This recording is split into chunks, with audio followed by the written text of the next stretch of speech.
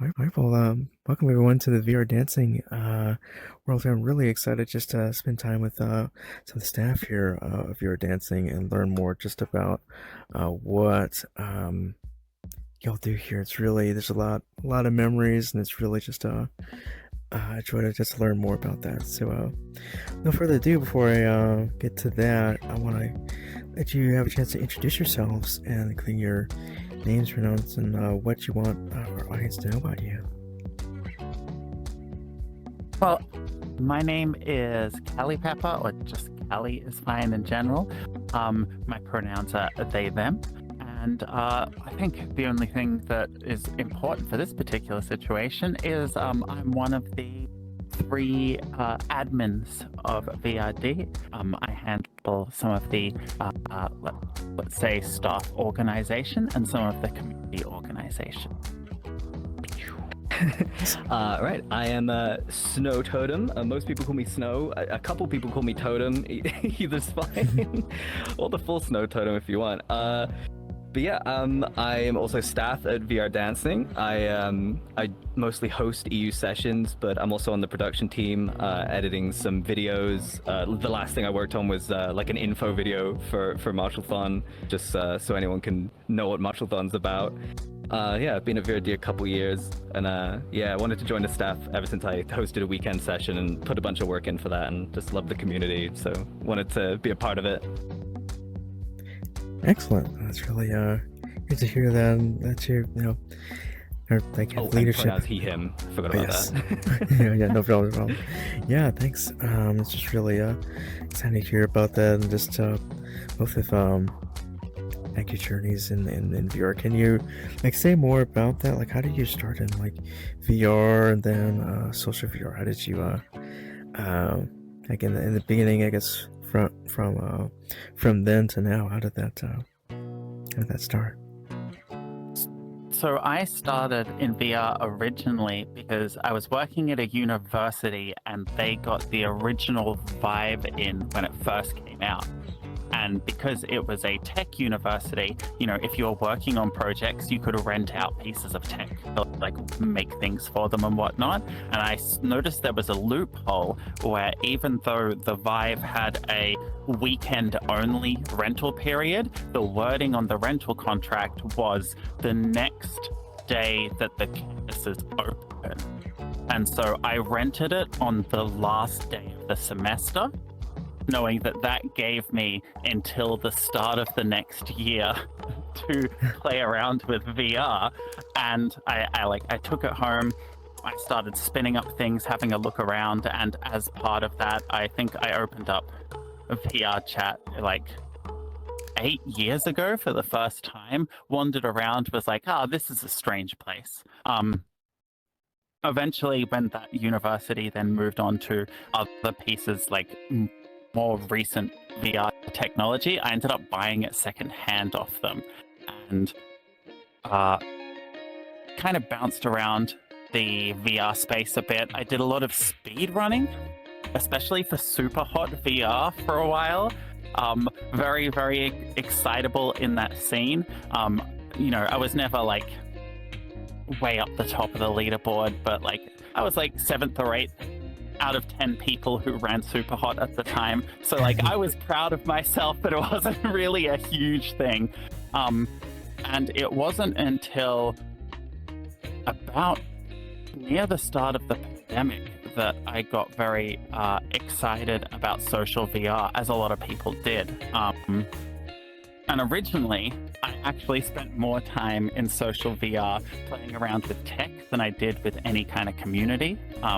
I had seen that there was this little open source group called Slime VR who were putting together trackers for the first time, and I got very involved in them, and kind of that was my community for social VR initially, where like riding that hype of developing new tech and putting it together and testing it within social worlds, and then seeing people in social spaces then using that tech was like something that really drove me initially. And then when I finally had it all working and I had like the fruits of that process in my hand, I was like, I need to do something with this tech. And that's how I then moved on to actually engaging in social VR a lot more, and eventually like finding VRD as well. Just through the, I've got full body tracking. It will be a shame not to use it. Yeah, that's really interesting. I'll have a follow-up question, but I'll let Snow get a chance to say more just about your journey too. For me, it was, I don't know, like 4 years ago. I was quite late to VR in general. I at the time just viewed VR as like a console, I guess. Like I would get a console for the exclusives, and in my head, I was like, oh, I'll invest in VR because I've got like a backlog of things I really want to play. Like Half-Life Alyx, Beat Saber. There's all these like cool things I wanted to try out. And so eventually I picked up a headset and I got into it, just playing all those titles I wanted to get through. And I never really thought about the social aspects of it. But eventually I was just sort of, I'm introverted by nature. And so I didn't have that much social interactions. And at one point, I just started, as everyone did, seeing, the Ugandan Knuckles memes at some point, and that kind of that era kind of came and went. But like, that stuck in my head, like seeing all that kind of thing online, and eventually, just other clips started happening. There was a lot of streamers that would occasionally have, a VRChat stream or something, and there was like a slow exposure to that. And then like, I don't know, just like Rufflegator clips. So just like a lot of the mainstream VRChat stuff, just occasionally clips would just make its way, and then the kind of worm got into my brain about VRChat. And the final straw was kind of funny. It wasn't even any of that. I was playing Beat Saber, and I reached that point that I think a lot of Beat Saber players do, where they're like, okay, now I'm gonna mod it and like see all the cool weird mods I can. And then I got the camera mod that like lets you see in third person, and like I wasn't even streaming to everyone, like, it's for streamers, no one's even looking at me. I don't know why I set the camera up like that, but I could see myself in an avatar playing Beat Saber, and I was like, man, I could just have that. So then like I immediately like bit the bullet and dived into VRChat, and I didn't even know where to start. So I think I went on Reddit, and I was like, VRChat groups to join, because I didn't want to go to publics. I'm not the kind of person that would just meet strangers and know how to interact with them, or even want to. So I found a group first. They had events, and it was the Mondo Cat group that's still going, and I just started showing up to events and making friends there, and then it was just, I never went back. It was very much like that was a turning point, and now VRChat's like the main thing I do pretty much ever since then. Awesome. Yeah, that's really I was thinking back to my time when I was playing. Like for me, Beat Saber was like my main thing too, especially during the pandemic for like exercise and stuff. So I was doing that, and I was also getting into the mods, so that brought back a great memory there for sure about about that. I'm gonna kind of segue a little bit. I'm curious, Kelly, about you got set up with everything with getting up to, you said, full body tracking, and then from what point did you get from there to what brought you to VRD, and how did that happen? I could jump into that, but go ahead. I had an incredibly small social group because I tend to be rather like shy and introverted for the most part. But one of the few people in my friendship group was this new person who had kind of arrived, whose name was Mixie. And I'd been chatting with her, and we'd been hanging out in VR here and there. And she was like, hey, there's this big event that I help run that's, kicking off on the weekend. You should turn up and have a look. And that was my first Marshall-thon. And I think that was like 2023's Marshall-thon. And I turned up and I saw the dancing and I saw what was going on, and especially like the community building around that. And I got very excited about the way that the group was built around kind of fostering community and engagement in that dance space. And I was like, oh, They even have a session that's at Australian time. I should give it a go. And that's kind of how I just dive in 1 week to try out those sessions. And I think ever since that first session, I've probably missed a single digits worth of AP sessions, especially like within a year. So I got very involved in that group and that community as a whole, and that it just kind of led me to engage in dancing, which was something that I hadn't done before VRChat, but I'd done that thing where I had gotten really excited about like learning to swing dance or something, and I'd found like a site online that was like, oh, we do online swing dancing courses, and it's like $50 and we'll give you all of these resources and there'll be check-ins, and I'll be like, yeah, and I'll watch like one video once when I'm really excited, and then every day after that I'll be like, not today, and then never engage again. So like dancing was something that I had wanted to do, but something that like I just hadn't found the motivation to like dive in, and community was what I was missing. Oh yeah, absolutely. Same question for you, Snow, as well, about how you got started with VRD. VRD, yeah. So I spent a year just in that initial social bubble, and I don't know if you assume you know about like a VCats, because like there's all the big communities and stuff have booths, and I found the Mighty Gym through that. Well, a friend found it, and so I started thinking about like health and looking after myself, because I've never really been one for looking after myself too much. I don't like do anything too crazy, but like I never really looked after myself or thought about self-maintenance. I wasn't really looking to get super fit or anything, but just enough that just to keep on top of life. And so I started going to the Mighty Gym, and there was a big social overlap of people at the time who were going to that, and also at VRDancing.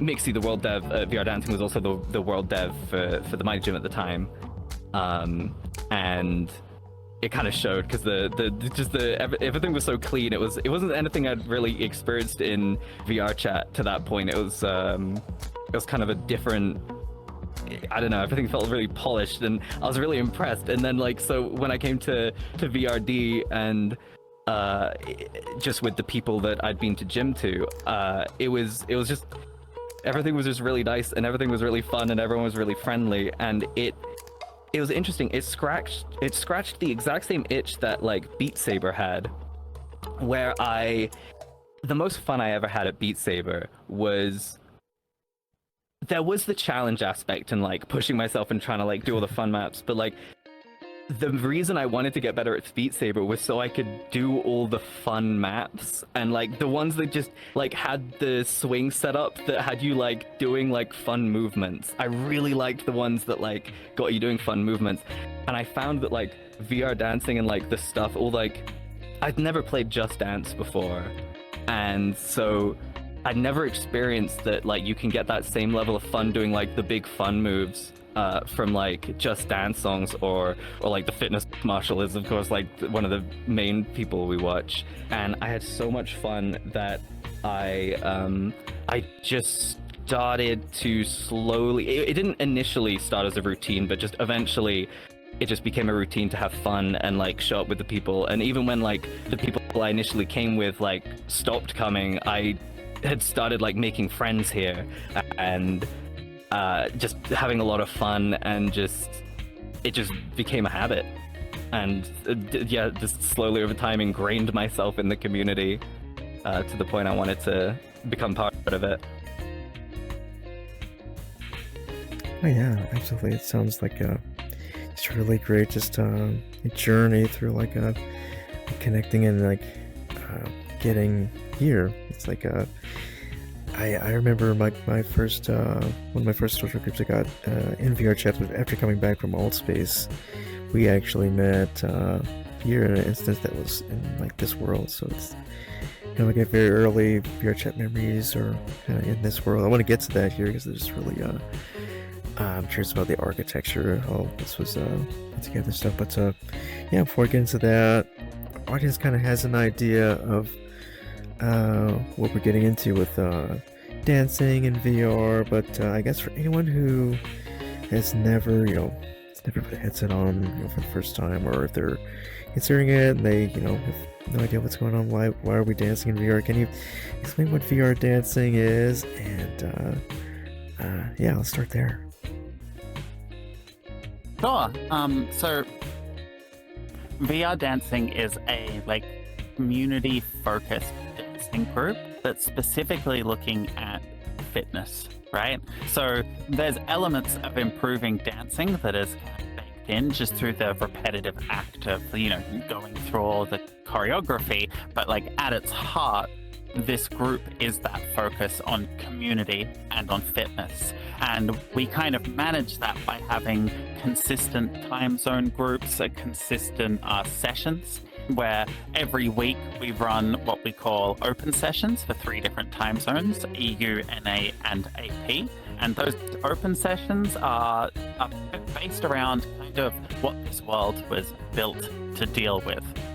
We have a database down there on the dance floor that contains all of the common songs that we dance to and is community submitted to. So any community member who is excited about, let's say, a new Miku dance has come out and someone's put together a really fun choreography about it, they can submit that video and it gets added to our database. And we end up with, we've got something like 15,000 songs in there right now. And during open sessions, it's about the community turning up during a 2-hour block, and they can just walk up to that database and add a song they want to play to the queue.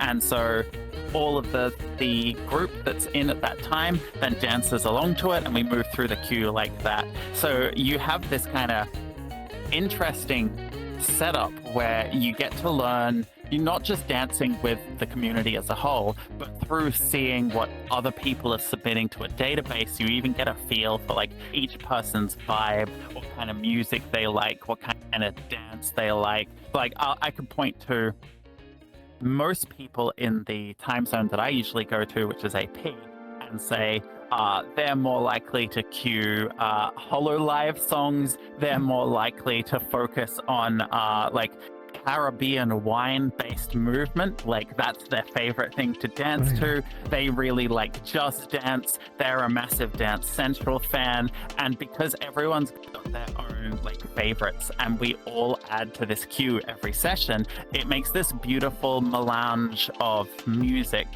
that people can just jive along to.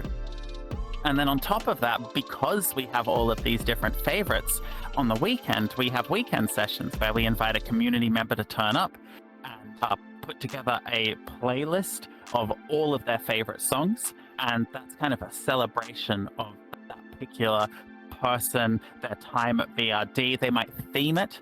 They might decide that, for example, on April Fool's Day, we have a member of our a member of our staff who puts together a special April Fool's session, which is always fun. We have a member who really likes putting together really nasty stuff around Halloween, not necessarily spooks and scares, but let's say you see what song's coming up and you groan internally kind of level of Halloween fun. And so we have that ability to create the community groups as well as celebrating individual members. And we all just dance on the dance floor. We have people who are on desktop and, move their avatar onto the dance floor, just set it to an emote of dancing and then dance in their living room as they watch on the computer. We have people in half body, of course, who are happily dancing along. We have people in full body. We have people who have never danced before or don't really want to get better at dancing. And we have people who, spend all of their time improving their dancing. It really is just a community for people who just want to hang out and dance together. Is there anything important I missed there, Snow? The only thing I can think of is maybe just from the angle of someone that hasn't even like put a headset on, because I can imagine a lot of people thinking like it wouldn't be like comfortable. Like why would why would I dance with a headset on? And I think that like that to some degree you probably could experience a lot of this in the real world if there are like real life dance community groups you could go to. But I think that like if you're someone that like doesn't tend to get out much or like doesn't have an excuse to move, like those are the two like main, I mean, you know, anyone and everyone's welcome, but like the two main people I think that show up are the people that just want an excuse to move and maybe don't get out too much, because I'm definitely in the group of people that doesn't get out much. Like I'm very much like a shut in, there's nothing for me out there kind of person. but then like I found these communities and groups where I'm like, oh, I don't need to like, now there truly isn't anything for me out there. Like I can experience most of that in these spaces, and I think the headset can get gross if you dance in it, and it's a big problem. Like sweating in your headset is a bit, like everyone here has probably destroyed a headset through sweat, and it's not the most practical thing, but it's also the only place you can really experience that sense of community and just having a good excuse to move with from the comfort of your home, I guess, which is what a lot of people I think in VR desire. I think I also kind of find that like thinking of it like a dance lesson or like a dance group isn't the exact fit. It's more like the equivalent of dance karaoke. You know, when people go as a group to karaoke and they're all screaming together, no one's on key, but they're having the best time just like engaging in it. That's what the sessions are like. It's everyone just having fun together in that process of dancing. Mm-hmm. It's like the original Just Dance games, except it's like a whole room of people messing around with it. And it's great, even when it's not a Just Dance video. I mean, especially like with the fitness marshal. I said that weird. Marshall, the fitness marshal. His videos are so great, and like he fills all the dance videos with just random quips. And because we love them and they're fun, everyone knows all the quips off by heart. So in the middle of a song, everyone will just yell out the same line, and it's a great vibe. It's a great vibe. Oh yeah, I think it reminds me of sessions I've been to in the past, and it's definitely like that, where it's like we're just dancing to Just Dance games. It's really fun. I'm curious about, speaking of memories, I saw that recently VRD celebrated your 5-year anniversary just earlier this year. Can you describe how VRD actually formed back in 21? How did that happen? Gosh, the original formation, I believe, was kind of built around a lot of the early members had been going to Pi Dance, which was, I think, still young at that time, which is like another world which is primarily built around the idea of people just turning up and dancing together, but it's a little bit more impromptu. And what they really wanted to do was have time slots where they knew there were people there, essentially. They wanted to, not have to sit there and message friends and go, hey, anyone coming online to dance? And so they, off the back of that, decided to kind of spin up this group. And initially, there was just, dancing in Pi world, like using their kind of infrastructure as things spun up. But the original group knew that in order to make the community feel like a community, it needed its own space. And so I think it was within a month of the initial creation of the Discord server and whatnot, they started working on the map. and that was Mixie, who still builds out this, and also Chapman's, who stepped down as admin about a year ago. Those two focused on building out the map while the group kept dancing, and it was like 4 months of heavy work to put this together. And that 4 months was like this process of iterative development. I think we have a couple of videos up on our YouTube account of during our 5-year anniversary, Mixie actually walked back through every iteration of this world as it was being built out. And it's so interesting to see not just like the world itself improving, but also the designs change. Like there was a time where it was out in a balcony and there was like an apartment behind it, and there was periods where they were just looking at like a series of bleachers and a plain dance floor floating in the void. But I think part of what then really spun this group together was this world to an extent, because it kind of suddenly made it a home for people. Like there's that link with physical location that everyone gets that I think kind of cemented things a lot more heavily. And a lot of these sessions then spun out from there. Originally there was a lot of just once a week sessions built out around queuing up songs. Then they started, I think the first weekend session idea was like Felky, who was a really big member at the time, spinning up their first kind of playlist session, and then groups got added. There was originally it was EU, and then an NA time slot spun out, and then years later an AP time slot spun out. All of the shapes of what we do currently, from like the social events to hanging out and watching movies to, our favorite kind of groups, were just added on over the years by like passionate staff members who just kept things rolling. I think that's kind of the gist of how it originally started anyway. Have I missed anything?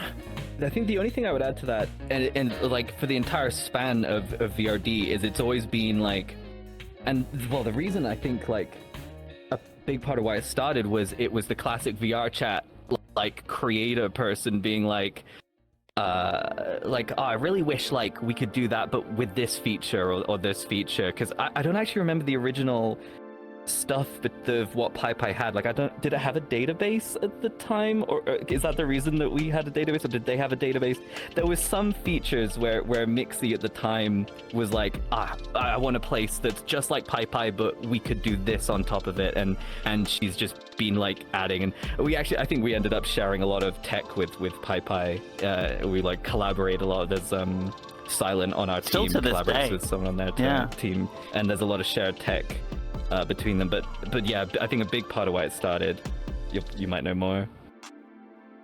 Oh, there was definitely an element of things like a queue system. Like, it's really hard to have that community group because originally, like, the first handful of, like, maps especially, we didn't have a queue. So, when a song was about to end, like, a bunch of people on the dance floor would sprint to the thing to cue the song that they wanted to play next, because you had that break in between. And so, yeah, a lot of the features were built out based off like what would work for the community and what was missing in other maps for sure.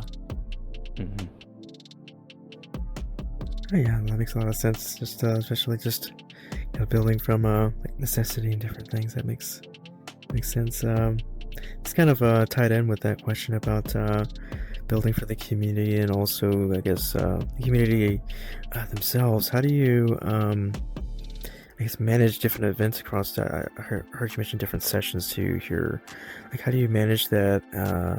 And also as a staff member, and then I have another part to that question. But first, yeah, how do y'all? It's a large, huge, vibrant community. It's very nice.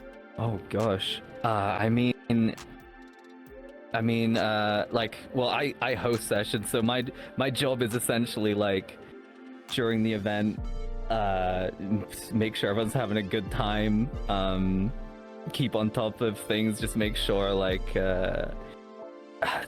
just I guess the idea with, because there's every time zone as well, so we kind of have staff that can cover every time zone and every like type of person that might show up, because it's by nature we've designed the space to be like very inclusive and just have all sorts of people show up, and that can result in like anything sort of happening within reason, you know. Like we are talking earlier about Callie mentioned about different people cue different things, different dances. You know, you have your standards that just dance the fitness marshals, but then, you know, you do get people starting to cue like some Hatsune Miku like Vocaloid stuff, especially in the AP time zone. Like you get way more sort of the Eastern cultures in there, and essentially just by design we just encourage this, try to make sure like no one like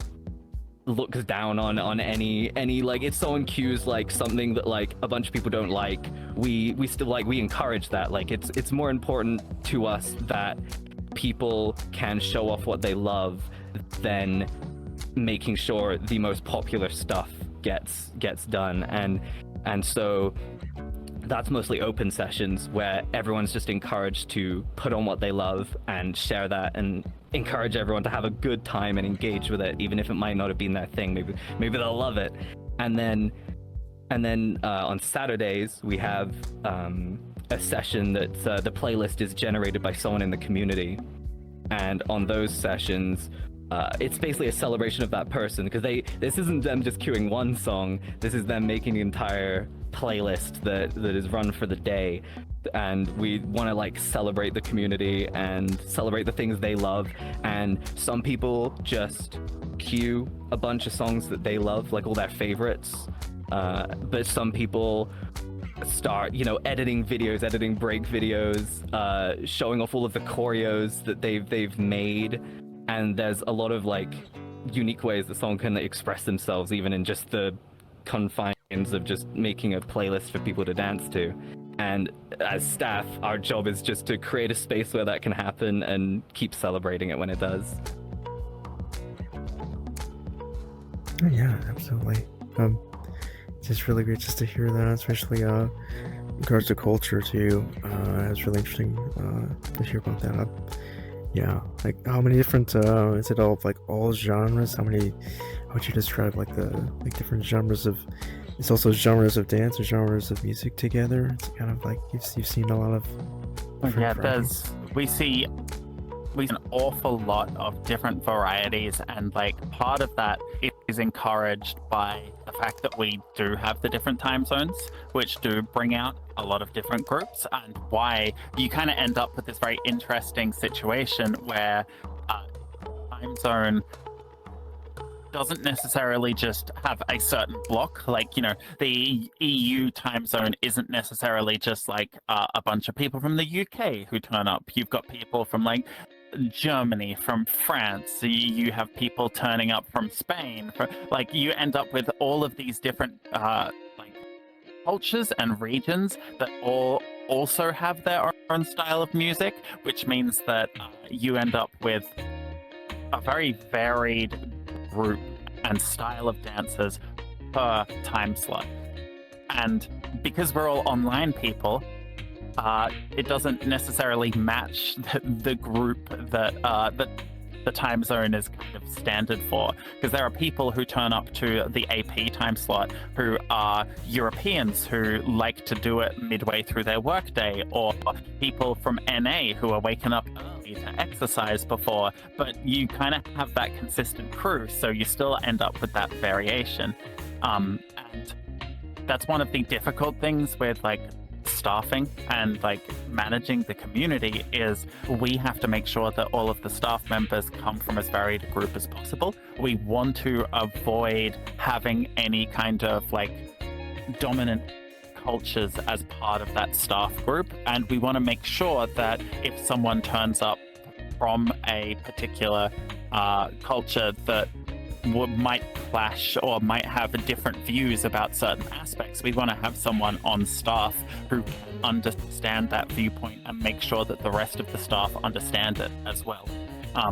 There is a heavy clash sometimes between like how some of the like NA groups might interact compared to how some of the like the Japanese community might interact, where the expectation for what like a host process may look like differ, or the expectations on like what is polite is different between those cultures. And so it's not necessarily just the time zones, but also making sure that everyone is as comfortable as possible in the space, that I think staff do an amazing job at staying on top of and looking after. Shout out Mixie, Mechatronic Dragon, Clear Rainbow, L Dark Frost, Optimistic Nihilist, Silent, Mayo Deneo, That Amber Fox, AO554, Sakari, Scully, Dragon CEO, Cooper, myself, Snow Totem, Cupus, Chi, Party Bass, Bimla, Baltimore, Lux Affinity, Leo Empire, Polyful Dragon, and of course, every single previous member of staff, to which there are more than there are current staff, have been instrumental in VRDancing being what it is. So shout out to every single one of them.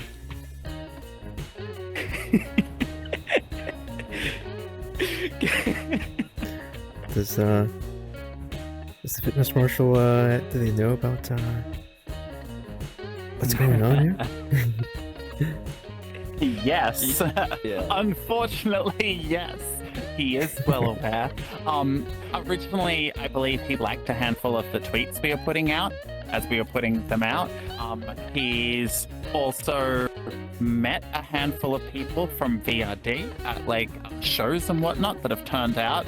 He's like signed posters for them. He's given us little video shout outs from there, excited about like the whole process. And last year, we wanted to, as a little community thing, get some cameos from him and the rest of the crew, just to, you know, say nice things so the community would, you know, have something really nice to see at the end of the year. And the amount of knowledge he had about the group that he then talked about during that cameo, I think even took us a little bit aback at the time. Like, oh, he's been keeping a closer eye on us than I thought.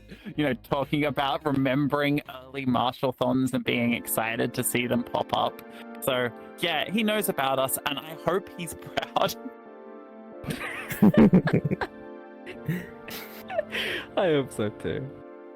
I think he is. He sounded nice in the cameo. All right, so now we're in the downstairs here in this great VRDancing world. It's really, again, I think some of my earliest memories of VRDancing and really VRChat were like right here downstairs. So we're down in like the closer to where it all started, at least for me, that is VRChat coming from Space. But yeah, we're just chatting here about Marshall-thon, and I want to get into that a little bit more here since it's coming up real soon. Can you say more about first how the idea for Marshall-thon, how did that begin? So initially, it was in the first year of VRDancing. There was kind of a thought about more community events and what to spin up. And I think the first thing that was kind of spun up as this idea was not necessarily the Marshall-thon initially, but it was around the fitness idea and having some fitness challenges. I think there was a plank challenge and a squat challenge that happened within 2 weeks of each other. And this idea of like people doing the most squats or holding a plank for our longest, because it was so heavily focused on fitness back then, and that like slight kind of pushing through ideal. But after those challenges, we realized that the community drive was more important. And during that time, one of these staff members, Konami, was thinking about putting together a charity version of those challenges. And the idea was floated for, what if we did a long-running every single martial video back to back from A to Z, just like every single one of them. And shortly after these plank and squat challenges had finished up, the idea morphed slightly to, it shouldn't be a challenge between the community, it should be a challenge for the community.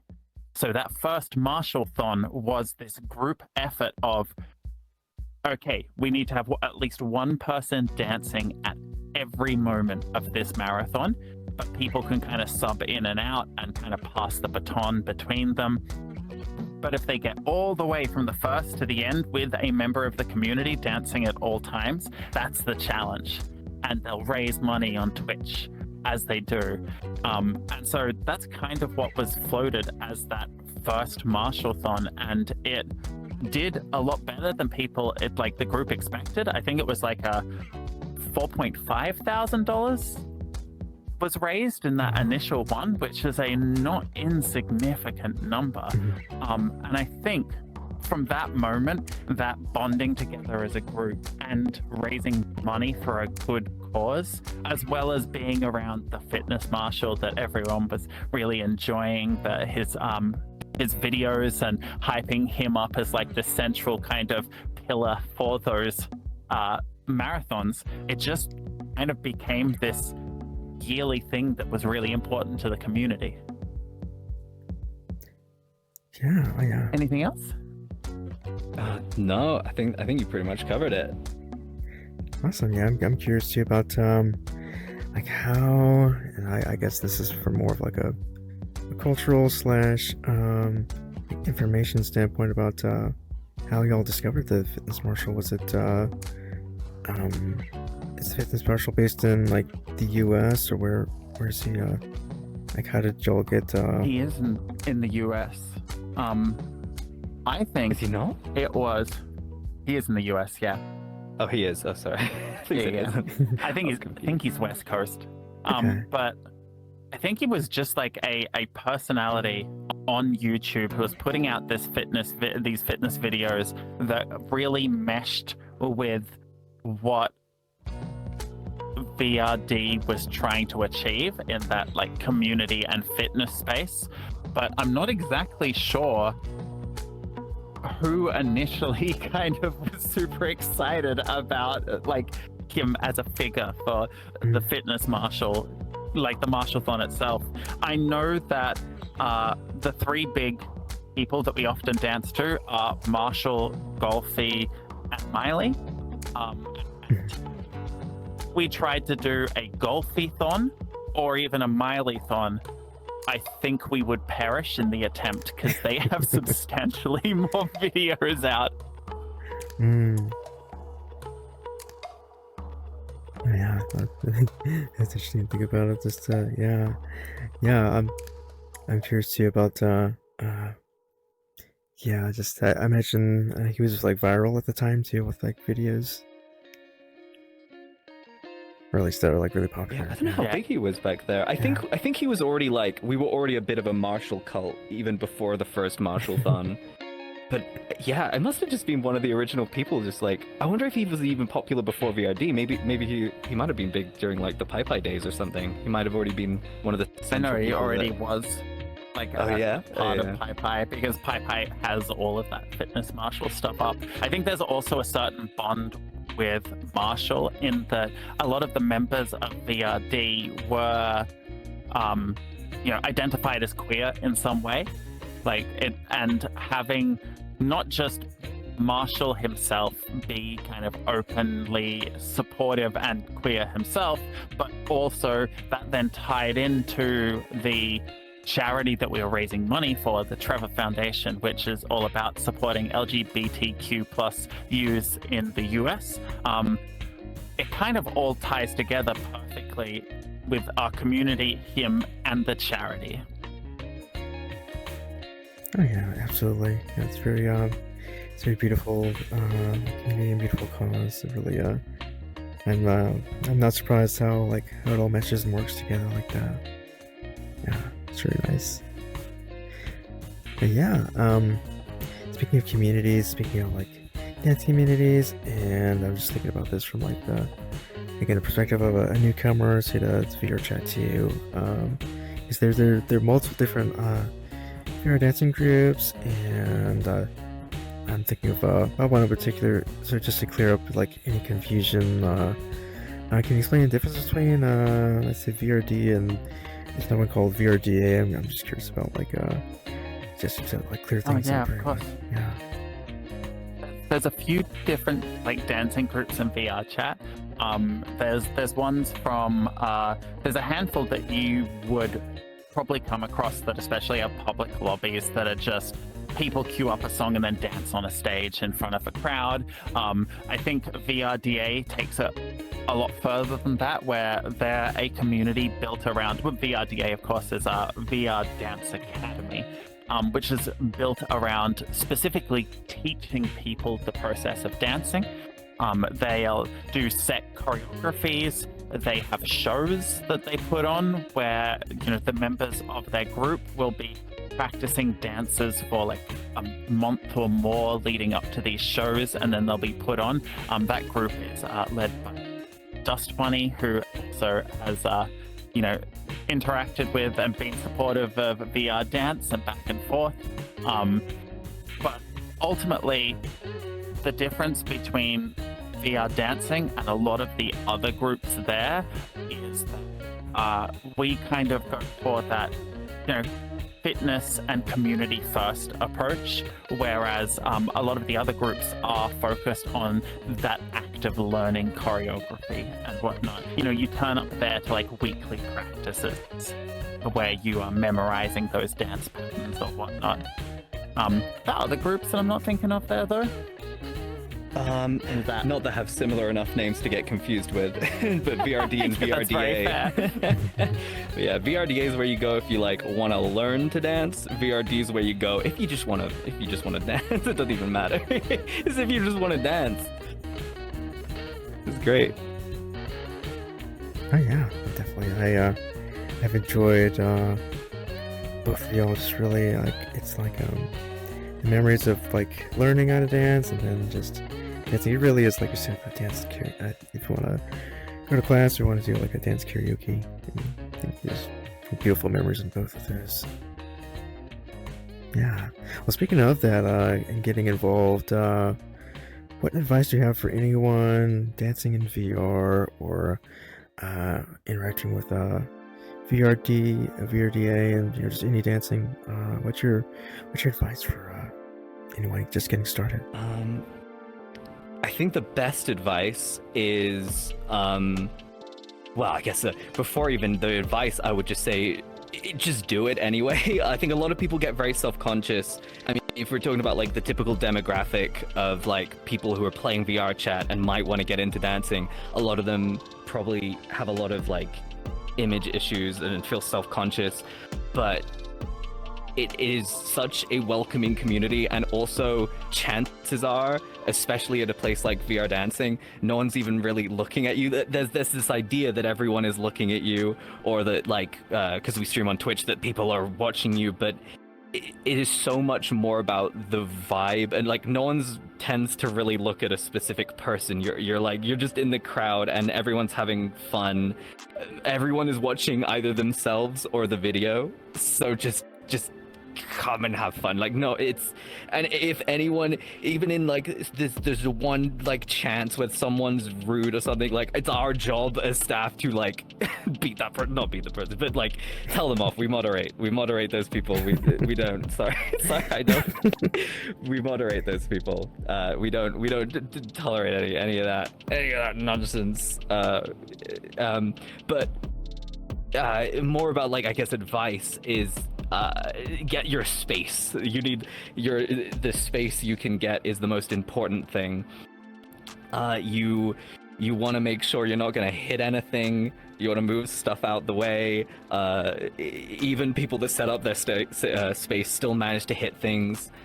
I think If you're just starting out completely fresh, the most important thing is just to have the space, and that's all you really need. But anyone who sort of comes more routinely, they start to put more effort in. Some people start buying like specific floor mats so you don't slip. I guess that's the other thing. If you're new, just make sure that the floor isn't going to be something you slip on, depending on if you're in socks or shoes. You can pretty much wear whatever you want. As long as you're comfortable and won't slip, and you won't punch things. I think that's the bare minimum.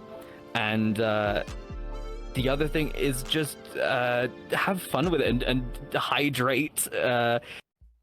And you will sweat. You will sweat a lot, as the fitness marshal is known to say. Yeah. And sweat is the headset killer. Whenever we take a break, we always try to advise people to hydrate and wipe your headset. Those are the two biggest, most important things to do while dancing, because we don't want people getting dehydrated and we don't want people breaking their headsets. And those are the two things that will trip people up. And we try to remind people. Anything else I missed? I would say it's a really the two important things are there's a cliche of like dance like nobody's watching. I don't know what it is, but when I'm at VRD and I'm dancing and I'm just watching myself and the video in the mirror, there is something special about not feeling like anyone's watching. Like, you lose yourself to it and you don't think, oh my gosh, people just saw how my knee didn't bend properly during that move, or how I almost tripped over myself during that. No one's watching you closely enough for that, and it does fade away relatively quickly. If you're really worried, that's what shrinking your avatar down to the smallest size possible fixes. You just do that, then no one could see you anyway, and you're part of the community and dancing on the floor. And the other thing is, to back up that that sweat comment, swappable head gaskets are one of the best things that you can have for any kind of fitness in VR, because there is nothing worse than taking off your headset and then having to put it on 2 minutes later, and it is cold and it is wet and it's the worst feeling. Having a swappable gasket is a very, very easy and quick way to make sweating in the headset a lot more tolerable in all. Oh, and be careful if you're in a Quest Pro. Those are the ones that sweat out the most.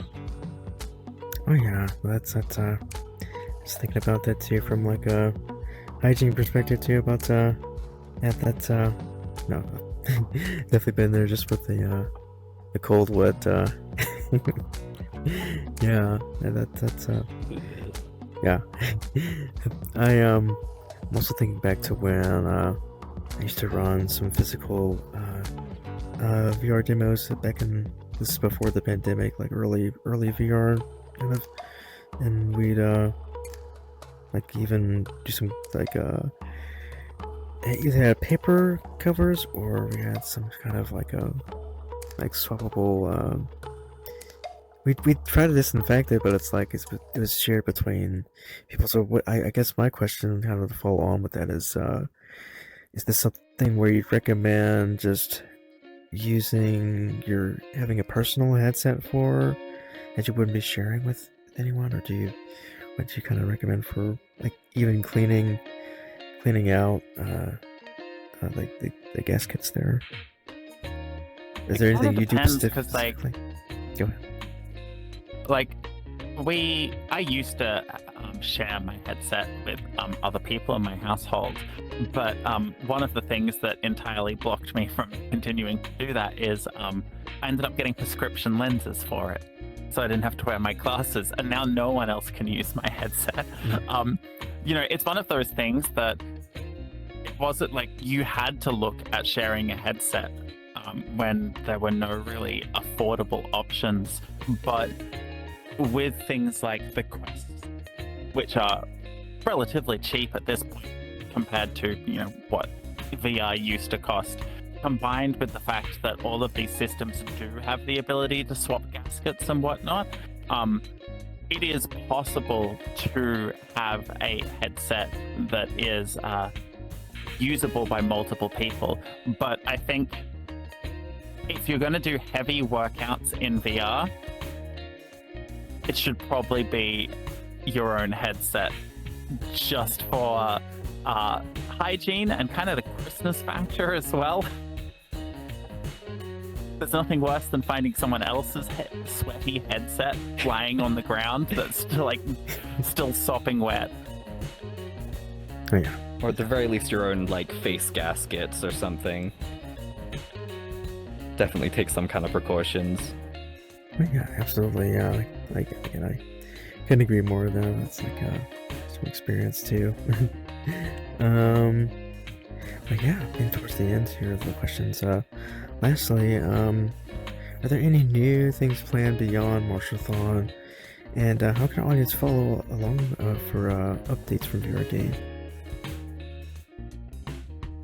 Well, things coming up after Marshathon is, I mean, our year is like relatively packed. We have, outside of just like the weekly stuff and Marshathon, we also have our dance weeks, which one just finished, where we run a 2-hour session once for each time zone every day of the week. So that is 15 sessions across Monday to Friday, as well as the weekend session. We run those 4 times a year. Those are always popping up. We of course have our special events, things like our anniversary dates and whatnot we tend to run events for. We have a lot of things around most holidays, like we'll have some Halloween stuff popping up. Christmas pops off something shocking. We'll have, for anyone who's interested in the idea of learning choreography, like for the most part we don't, but we do have one point during the year that we do, and that's the Christmas choreography, which we intentionally choose to be so easy that there's not a single member of the community that will have trouble with this choreography. We build up to recording this like nice Christmas message at the end of the year that I think some of our community members just like sharing with their family. Like it's that moment where you can go, hey look, this is the group that I do stuff for Dancing with VR with, and that like Christmas message comes out. But we're constantly looking at new things that we can build up, new ways to engage. If you look through the history of VRD, you can even see experimentations with different sessions, different styles, social events. So we've always got something planned. But how do they find us? How do they? Don't throw it to me. We have well, the easiest central place is the website. I wish I knew like the extensions, but it's the VRDancing website. .club, thank you. VRDancing.club, that has like links to like the Discord, the Twitter, the YouTube, everywhere. The best place is the Discord. We have announcement channels and stuff. I mean, talking about like upcoming stuff, like we also do pop-ups, and at any moment, someone from the community can just open a ticket with us and like have the best idea ever, or like they're like, oh, I want to run a whole set of pop-ups that like explore learning this type of dance. And even though like learning a specific type of dance and classes isn't really our thing, if someone from the community wants to run that like through us, they totally can. So like we have like pop-up announcements as well, just for that kind of thing. Like anything can happen at any time, and like I don't know, like the world features are constantly updating. This is Mixie's like volunteer playground of experimentation, and there's always like cool stuff like popping into the world at any time too. So best place is definitely the Discord, and just anything can happen, or you can happen. If anyone has any cool ideas, yeah, they're just free to run them. We're also very, very focused on making sure that everyone around the world can access this. So we also, all of our videos that we have here, we're not reliant on like YouTube working, which anyone who's been in VRChat knows that there are just weeks that sometimes VRChat doesn't doesn't work, we actually host all of our videos in multiple locations around the world to try and make sure that no matter where you are, you have a good connection to the video. Silent and AO spend so much time building server racks, monitoring them, and making sure that that connection's there. So if people do join and they are having any trouble with that, you can also open a ticket to make sure that we can look at those problems. So it doesn't matter where you are in the world, we're gonna do our best to make sure that you can engage. Yeah, join the Discord. Everything's timestamped to your local time. Yeah, that's awesome. Yeah, that's like just hearing about all the work that goes into it. I was thinking about how that all works, especially like I said, it can be very temperamental getting getting YouTube working. So yeah. Speaking of getting involved, I wanted to follow on to just one more question about how, let's say, someone's already involved with VRD and they want to become a staff member. How does that process work? Is that open right now, or how does if it is, how would someone the get involved? staffing. Yeah. The staffing setup for VRD is a very complex because of how people help with staff is we have hosts who kind of run things and make sure that the community's excited and hyped, and they make sure that events move forward. We have people who are signed up to be bouncers, whose job is essentially, while the host is keeping those vibes going, they go around and make sure that everyone's okay. People aren't wearing horrific avatars, that it's a safe space for everyone. We have people who are focusing on recording and running that streaming connection to Twitch and recording the videos every week. We have people who are working on the servers. As mentioned, we have people working on the world, mainly Mixie, as mentioned. We have people who are doing video production and spinning up videos specifically to celebrate events, capture those community member moments, all of that kind of stuff. We have people who are answering tickets non-stop, trying to make sure that the community is all good. Like, the number of different roles is kind of staggering, and the way that this works is we kind of have a maximum number of people we like to keep on staff at any time, because otherwise it's impossible to manage. But if anyone is, interested in the idea of being staff, the best way is to just, ask a staff member, open a ticket, just like post your interest. And what we tend to do is we keep a history of people who have been interested, or people that we've reached out to who we think would be a really good fit. And when there is a space on the team, we tend to reach out to individuals and see if they're currently interested. This does have a slightly negative side effect that people are essentially sitting on a little queue for a while. But we put a lot of importance on keeping those people up to date and letting them know how things are going. And also, if anyone's ever on that list and they feel like they no longer have the time, they're welcome to message and say, actually, for example, we've had people who have said that due to real life events, they don't have time for VR anymore because they're just starting new careers or whatnot, and asked to be, taken off the list. And of course, that's no problem at all. The staff as a whole is a massive work of passion that is a lot of time investment, and so we just want to make sure that everyone who does get involved both knows what they're signing up for, and also, is comfortable to give so much to a community that, is rewarding in its own rights, but everyone has a certain amount of time in the day, and we don't want anyone to feel pressured to give more than they have.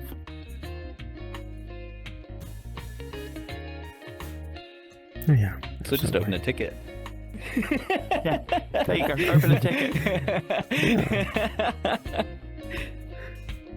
Excellent. Well, again, I just appreciate y'all's time and like all of the effort and energy that you all pour into this. It shows. It shows in all of what you do, and obviously with award-winning community, and it's really beautiful, vibrant to see. So my tradition. Let's see if I can get it right here. I like to celebrate that here with some emojis. Appreciation. So yeah, I'll do that here again. It's just really nice to it's really nice to enjoy that.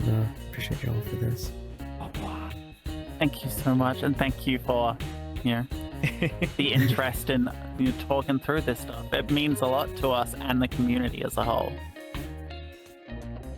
Absolutely. Well, again, feel free to join in this VRD, double check on the short here. Yeah, VRD 9523. Feel free to join on VRChat as well as the Discord. Would you say joining in the Discord first, and then does the order matter? Discord. If you find the world, there's a link to the Discord. If you find the Discord, there's a link to the world. The group has both, and so does the Twitch page. Essentially, if you find one, you'll find your way to the rest, and it doesn't matter what order you join them in. Oh yeah, awesome. And then there's, for the leaderboard, there's like some way that it's linked to the Discord in some kind of fashion if you get involved. We have a leaderboard of people who have the highest experience. We intentionally cap the experience so no one, stresses themselves out doing too much dancing, but that's just managed through a link in the Discord, and it gives you the amazing, stupendous award of allowing yourself to have a slightly different colored name on the Discord, which we know is what everyone wants in this world. I know. But yeah, y'all heard it. Feel free to join out on Discord and connect all your points and get some dance points up here and experience. It's really nice. But yeah, thanks again for joining us.